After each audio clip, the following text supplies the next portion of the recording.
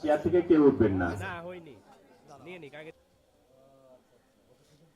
সে তো খুব কষ্ট করতেছিলাম, সমন বাবা দিয়ে আপনার একটা কম্বল করে একটা কম্বল দিয়েছে, সমন দিয়েছে, হ্যাঁ একটা কম্বল দিয়েছে, সমন দিয়েছে।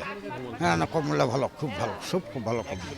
আমরা শীতে খুব কষ্ট করছিলাম, আমার সুমন কাকা আমাদের একটা ভালো কম্বল ভাত দিয়েছে, আমরা এতে খুব সন্তুষ্ট। কুষ্টিয়াতে খুব শীত পড়ছে, সুমন ভাই হচ্ছে কম্বল বিতরণ করছে, এই দিয়ার তৌফিক দিনে সে দান করে, কম্বল পেয়ে খুব খুশি। যারে কষ্ট করি কম্বল পাইছি, আল্লাহ যারা দেশে তারা দিন সুস্থ থাকে, আল্লাহ দিন দিবার তৌফিক দান করুক। আল্লাহ যারে আমরা কষ্ট করি আল্লাহ তারে সুখী রাখুক, আল্লাহ আই মুক্তি দিন।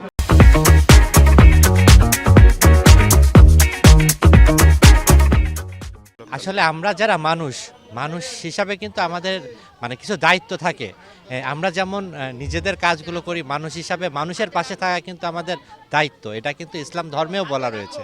তাই এই দায়িত্ববোধ থেকেই আমরা কিন্তু একটু পাশে দাঁড়াই সংগঠনটা করেছি এবং এই একটু পাশে দাঁড়াই সংগঠনের মাধ্যমে চেষ্টা করেছি যে এই মানে পিছিয়ে পড়া শ্রেণী যারা মানুষ আছে তাদের পাশে থাকার, এবং আমরা একটু পাশে দাঁড়িয়ে আসলে সমাজে যারা বিত্তবান মানুষ আছে তাদেরকে মানে বুঝিয়ে দিতে চাই যে এই পাশে দাঁড়াতে হয়, বেশি পাশে দাঁড়ানোর দায়িত্বটা যে তাদের, সেজন্য আমরা একটু পাশে দাঁড়াই কাজ করে যাচ্ছি। আসলে এই সমাজে অনেক বিত্তবান মানুষ আছে যারা ইচ্ছা করলে অনেক কিছু করতে পারে, কিন্তু তারা আসলে আত্মকেন্দ্রিকভাবে শুধু নিজেরটাই দেখে। তাদের কাছে আমার বিনীত অনুরোধ যে আপনার যেই অর্থ রয়েছে তাতে কিন্তু গরিব মানুষের হক রয়েছে। আপনাদের সবারই উচিত অসহায় মানুষের পাশে থাকার এবং তাদের পাশে থেকে তাদেরকে এমনভাবে সহায়তা করা যেন তারাও যেন সমাজে মাথা তুলে দাঁড়াতে পারে। এটাই আমার তাদের কাছে চাওয়া।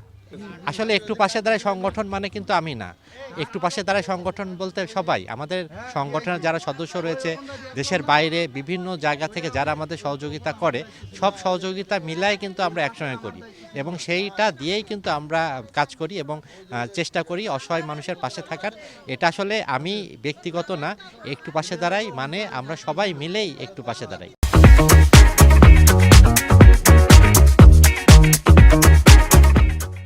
একটু পাশে দাঁড়ায় সংগঠনটি আজ প্রায় 13 বছর ধরে পথ চলা শুরু করেছে এবং এই পথ চলার মধ্য দিয়ে ইতিমধ্যে সারা কুষ্টিয়া জেলায় অনেক সাড়া পড়েছে এবং কুষ্টিয়া জেলায় নয় সারা বাংলাদেশে পার করে বাইরের দেশগুলোতেও একটু পাশে দাঁড়ায় সংগঠনটি পুষ্পটিত হয়েছে। এবং আমি মনে করি একটু পাশে দাঁড়ায় এই সংগঠনকে যারা বিত্তবান আছে, যাদের দেওয়ার মতো ক্ষমতা আছে, তারা যদি এই সংগঠনকে সহযোগিতা করে, এরকম আরও সংগঠন আছে তাদেরকে সহযোগিতা করলে পারে, আমি মনে করি যে তাদের মধ্য দিয়ে এই সারা বাংলাদেশে যারা গরিব মানুষ অসহায় মানুষ আছে তাদের পাশে দাঁড়াতে পারবে।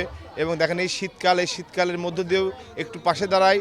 এই বছরে বোধহয় অনেকগুলো প্রোগ্রাম করেছে, এর মধ্যে 2টা প্রোগ্রামে আমি নিজে উপস্থিত থাকতে পেরেছি। তো আমি মনে করি যে এই সংগঠনটি আরও সফলতা কামনা করি এবং সকলের সহযোগিতায় এই সংগঠনটি আরও ভালো কাজ করে যাবে ইনশাল্লাহ। একটু পাশে দাঁড়ায়ের মাধ্যমে আজকে গরিব অসহায় দুস্থ মানুষরা আজকে শীত বস্ত্র পাচ্ছে। একটু পাশে দাঁড়ায় সংগঠন সারা বাংলাদেশ ব্যাপী, কুষ্টিয়া তথা সারা বাংলাদেশ ব্যাপী যে কাজ করছে মানুষের পাশে দাঁড়িয়ে মানুষের কল্যাণের জন্য, আমি বিশ্বাস করি যে বাংলাদেশের মানুষ একদিন এর থেকে সর্বোচ্চ উপকৃত হবে এবং বাংলাদেশের মানুষ তার অভীষ্ট লক্ষ্যে পৌঁছে যাবে।